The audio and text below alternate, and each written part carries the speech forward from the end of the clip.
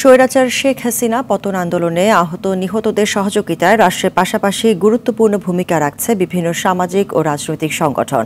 তেমনই একটি সংগঠন বিএনপি চেয়ারম্যান তারেক রহমানের পৃষ্ঠপোষকতায় গঠিত আমরা বিএনপির পরিবার।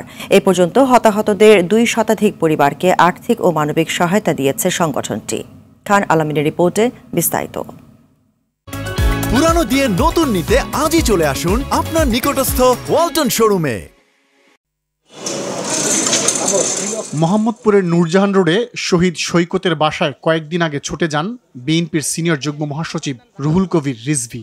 উদ্দেশ্য, আমরা বিএনপি পরিবারের পক্ষ থেকে সাহায্য পৌঁছে দেয়া। রিজভী এই সংগঠনের প্রধান উপদেষ্টাও। যারা নিহত হচ্ছেন, যারা আহত হয়েছে, কারো চোখ নাই, কারো পা নাই, এই স্বৈরাচারী ফ্যাসিজমের শিকার হয়ে যারা নিপীড়িত নির্যাতিত হয়েছে, তাদেরকে তাদের সাধ্য অনুযায়ী সেখান থেকে চেয়ারম্যানের নির্দেশনায় আমরা সেই সমস্ত বাসায়, সেই সমস্ত পরিবারের কাছে আমরা সেখানে ছুটে যাই।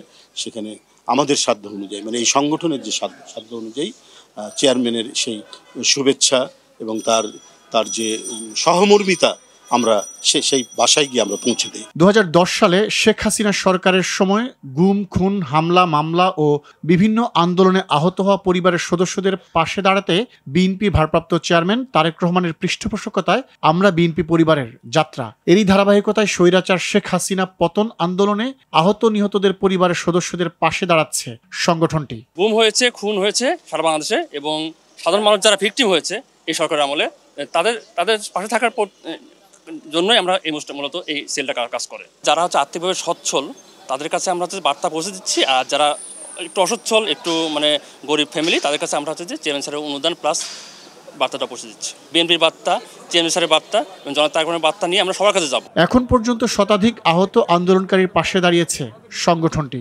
কারো বাড়িতে গিয়ে, কারো বা হাসপাতালে পৌঁছে দেওয়া হচ্ছে সহযোগিতা। ছাত্র জনতার আন্দোলনের শহীদ অর্ধশতাধিক পরিবারকে দেওয়া হয়েছে আর্থিক সহায়তা। সারা দেশে এই পর্যন্ত আমরা দিনাজপুর গিয়েছি, বগুড়া গিয়েছি, সিলেট গিয়েছি, নোয়াখালী গিয়েছি, ফেনী গিয়েছি, ঢাকা চষে বেড়াচ্ছি, এবং মেয়েরা হসপিটালে চিকিৎসা নিচ্ছেন না। আমরা হসপিটাল থেকে বাড়ি বাড়ি যে এই শিশু বাচ্চা এবং যারা বাড়ি বাড়ি চিকিৎসা নিয়ে তাদের বাড়ি বাড়ি খবর নিয়েছি। বাড়ি বাড়ি আমরা আমাদের যৎসামান্য হেলথ এবং জনাব তারেক রহমানের বার্তা পৌঁছে দিচ্ছি। আমরা বিএনপি পরিবারের লক্ষ্য আর্থিক বিবেচনায় সব শহীদ পরিবারকে সহযোগিতা দেয়া, পাশাপাশি প্রয়োজন অনুযায়ী আন্দোলন সংগ্রামে আহতদের পাশে দাঁড়ানো। খান আলামিন, RTV, ঢাকা।